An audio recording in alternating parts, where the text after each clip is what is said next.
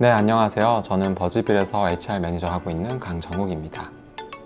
조직이 작을 때는 OKR 자체가 그렇게 중요하지 않게 여겨질 수 있을 것 같아요.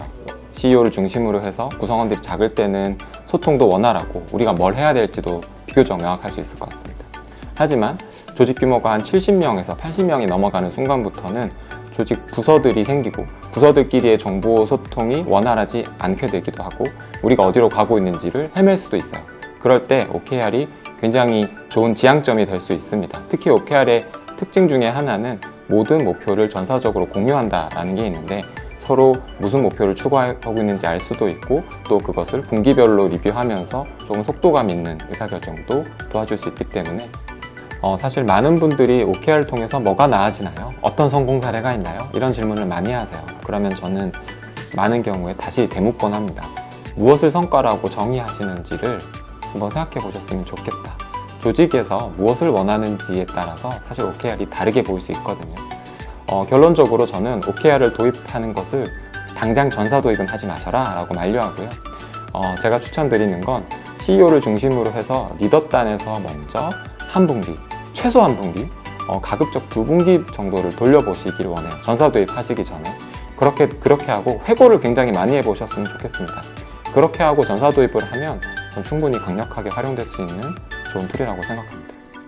회사 차원에서, 팀 차원에서, 개인 차원에서 도전적인 목표를 세우고 그걸 촉진하는 것이 OKR의 굉장히 중요한 특징입니다.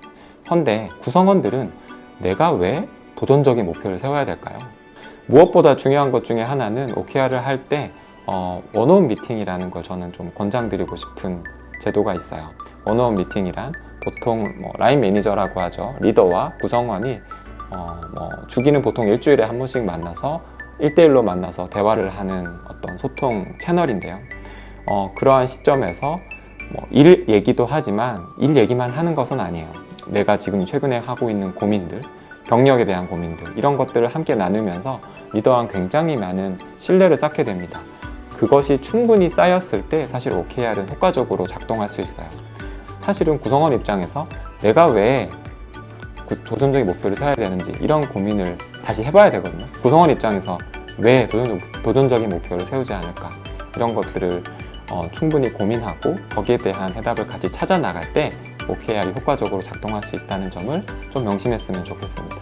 또한 전체적인 조직의 HR 평가 시스템이라든지 또 우리 조직의 조직도라든지 우리 조직은 어떻게 우선순위 세팅한다거나 약간 좀 고민해야 될 것들이 많긴 한데 어쨌든 그런 것들을 충분히 심사숙고하고 도입하기를 저는 권장드립니다.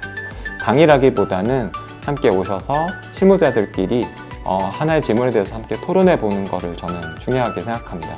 그 과정에서 이제 서로 못 봤던 것들 그렇다면 OKR과 평가와 보상은 어떻게 구분돼야 되는지라든지 굉장히 중요한 질문들이 있는데 그런 고민들을 함께 해보고 정답이 아니라 각자 해답을 찾아 나가는 시간이 되면 좋겠다 이런 생각을 하면서 강의를 준비하고 있습니다.